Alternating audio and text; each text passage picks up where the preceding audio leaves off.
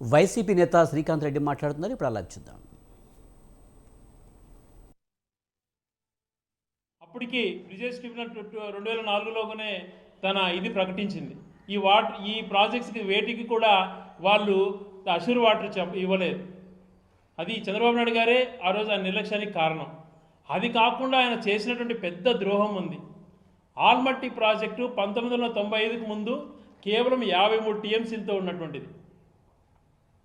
ఈయన ముఖ్యమంత్రిగా అయిన తర్వాత ఎన్టీ రామారావు గారిని వెన్నుపోటు పొడిచి ముఖ్యమంత్రి అయిన తర్వాత ఈయన పరిపాలనలోనే ఎన్డీఏ గవర్నమెంట్ ఏర్పడింది ఆయన ముఖ్యమంత్రిగా ఉన్నప్పుడు. ఆ ఎన్డీఏ గవర్నమెంట్కి ఈయన చైర్మన్.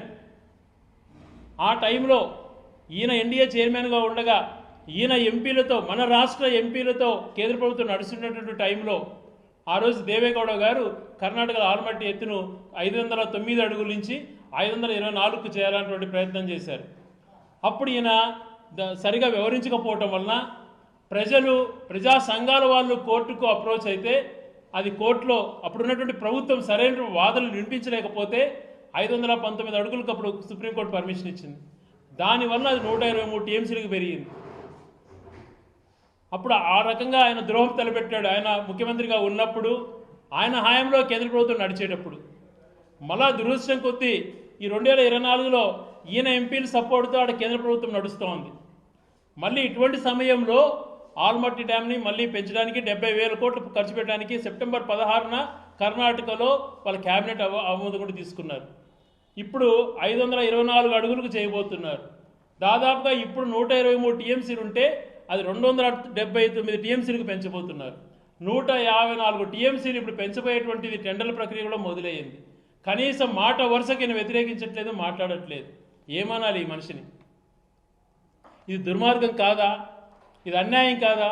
భవిష్యత్తులో కృష్ణా జలాలతో ఆధారపడినటువంటి రాయలసీమ ప్రాంతం పూర్తిగా, అలాగే నాగార్జున సాగర్ పైన డిపెండ్ అయ్యేటువంటి పల్నాడు జిల్లా ఎత్తుకోండి, కృష్ణా డెల్టా ఎత్తుకోండి, తర్వాత బాపట్ల జిల్లా తీసుకొని ఒంగోలు కానీ ఈ ప్రాంతం అంతా కూడా ఎడారి ప్రాంతం కాబోతాయి.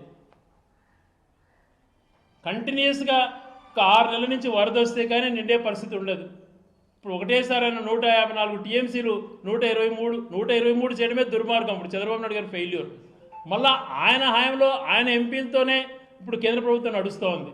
ఇటువంటి సమయంలో మళ్ళీ 279 టీఎంసీలకు పెంచబోతున్నారు.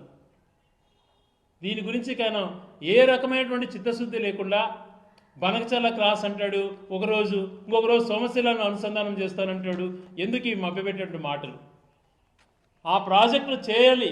ఎప్పుడు నీకు సరైన చిత్తశుద్ధి లేదు, దానిపైన చేసేటువంటి సరైన ఆలోచన కూడా లేదు. 83,000 కోట్లతో బనకచర్ల అంటివి, అదంటివి, ఇదంటివి. ఒక పక్కన సుప్రీంకోర్టులో కేసు ఉంది, ట్రిబ్యునల్ నుంచి కోర్టులో కేసులో పెండింగ్లు ఉన్నాయి. ఇటువంటి పరిస్థితులలో తమ వాదన గట్టిగా వినిపించకుండా మభ్యపెట్టేటువంటి మాటలు చెప్తూ ఈరోజు మనం ఏదో బనకచర్ల క్రాస్ అయిన ఏ రకమైనటువంటిది దాని ప్రతిపాదనలు సరిగా లేవు, దాని ఆలోచన సరిగా లేదు. పోలవరం నుంచి వచ్చేటువంటిది అప్పుడే మేము కట్టేసినామనేటువంటి బిల్డప్ ఇవ్వడంతో తెలంగాణ గవర్నమెంట్ 900 టీఎంసీలు కృష్ణా వాటర్ వాడుకునేదని జీవో ఇచ్చారు. దాని గురించి మాట వరుసకు మాట్లాడటంలే. ఎలా సాధ్యం? 904 టీఎంసీలు వీలు తీసుకొని 279 టీఎంసీలు ఆల్మట్టి కర్ణాటక పెంచితే ఏంటి భవిష్యత్తు పరిస్థితి? దీని గురించి ఎందుకు నోరు మెదపడం లేదు? ఎంత అన్యాయం చెప్పండి. కనీసం అది ఇంతవరకు డిపిఆర్స్ కూడా రెడీ కాల. ప్రాజెక్ట్ అయిపోయినట్టు మీడియాలో ప్రచారం చేసుకోవడం తెలంగాణ వాళ్ళ పని వాళ్ళు చేస్తున్నారు. తెలంగాణలో కాంగ్రెస్ గవర్నమెంట్ ఉంది, కర్ణాటకలో కాంగ్రెస్ గవర్నమెంట్ ఉంది. తెలంగాణలో కాంగ్రెస్ గవర్నమెంట్ కనీసం ఆల్మట్టి గురించి అన్నా మాట్లాడుతాం. అక్కడ పార్టీలన్నా మాట్లాడుతున్నాయి, వాళ్ళు కూడా గట్టి నిలదీస్తున్నారు కాంగ్రెస్ అయినా కూడా. ఇక్కడ అధికార పార్టీలో ముఖ్యమంత్రిగా ఉండి మాట వరుసలు మాట్లాడట్లేదు. ఎంత ద్రోహం తలపెట్టినట్టు. రేపు పొద్దున ఆల్మట్టి ఎత్తు 524 అడుగులకు చేసి 279 టీఎంసీలకు చేస్తే రాష్ట్ర భవిష్యత్ పరిస్థితి ఏంటి? మరొక పక్కన అంతకుముందు కూడా ఒక అన్యాయం జరిగింది. 75% డిపెండబిలిటీతో అని చెప్పి ఎగువ రాష్ట్రాలకు మేలు జరుగుతూ దిగువ రాష్ట్రాలకు అన్యాయం జరిగే విధంగా అప్పుడు ఒక కండిషన్ కూడా ఇచ్చారు. దానిపైన పోరాటం చేయాలి. మరొక పక్క ఇట్లా ఎత్తైనటువంటి ఎగువ ప్రాంతాలలో ప్రాజెక్టులు నిర్మించకూడదు, డౌన్ ప్రాంతాలకు దిగువ ప్రాంతాలకు ప్రయారిటీ ఉండాలి అన్నటువంటి వాదనే వినిపించట్లేదు.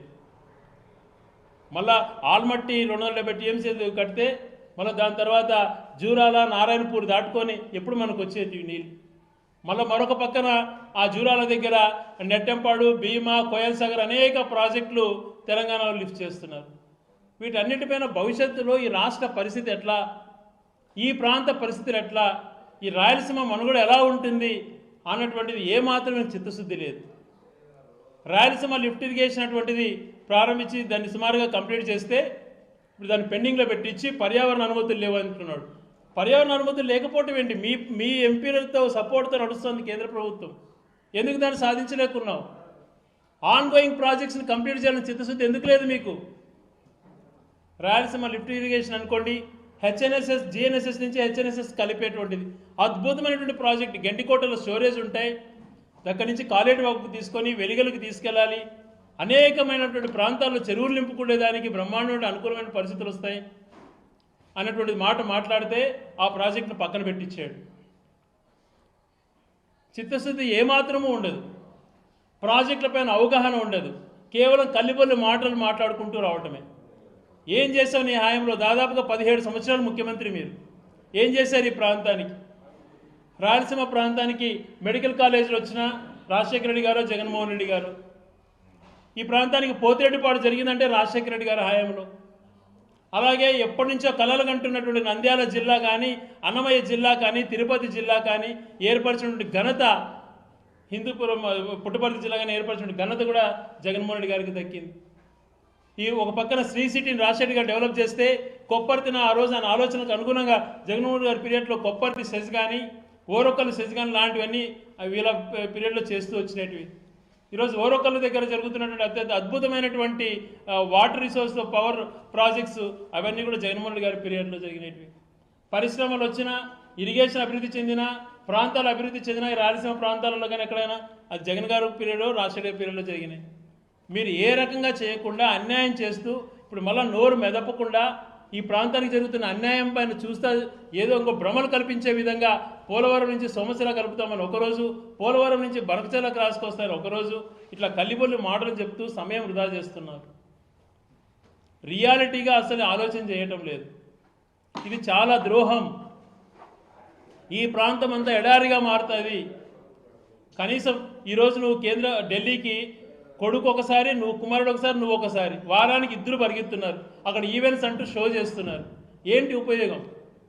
అక్కడ మీ షో అప్లు, బిల్డప్ల కోసమే చేస్తూ వందల వేల కోట్లు ప్రజాసొమ్ము దుర్వినియోగం చేస్తున్నారు. 71 సార్లు విజయవాడ నుంచి హైదరాబాద్కి ముఖ్యమంత్రి స్థాయిలో, 77-80 సార్లు ఆయన డిప్యూటీ సీఎం గారు. మరి లోకేష్ గారు కూడా దాదాపుగా 77-80 సార్లు. అందరికీ ముగ్గురికి ప్రత్యేక విమానాలు, ప్రత్యేక హెలికాప్టర్లు, ప్రత్యేక కాన్వాయిలు.